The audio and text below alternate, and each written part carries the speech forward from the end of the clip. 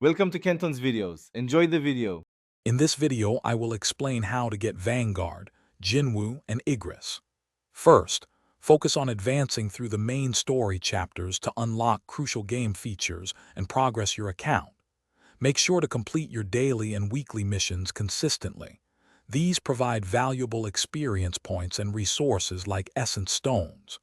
Remember, leveling up Sung Jinwu is paramount, as his level dictates the maximum level your other hunters can achieve, so prioritize his growth.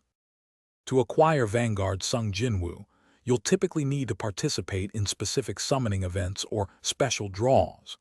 These events are often time-limited, so keep an eye on the in-game announcements.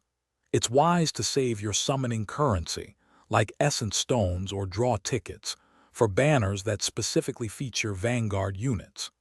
This strategic saving increases your chances of successfully adding him to your roster when he becomes available.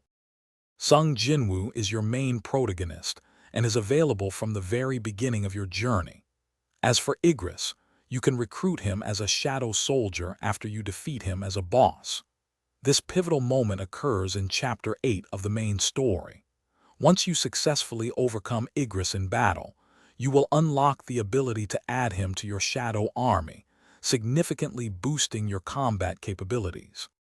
To maximize Sung Jinwu's effectiveness, prioritize investing stat points into strength for attack damage and perception to increase his precision, aiming for around 80%. For artifacts, combine 4 pieces of Burning Curse with 4 pieces of Expert for significant damage increases. Also, for more great financial insights, check the description for a link to a fantastic book and other exclusive deals. Remember to continuously enhance your weapons and artifacts to boost your overall battle power. Thanks for watching. Consider subscribing if we helped you.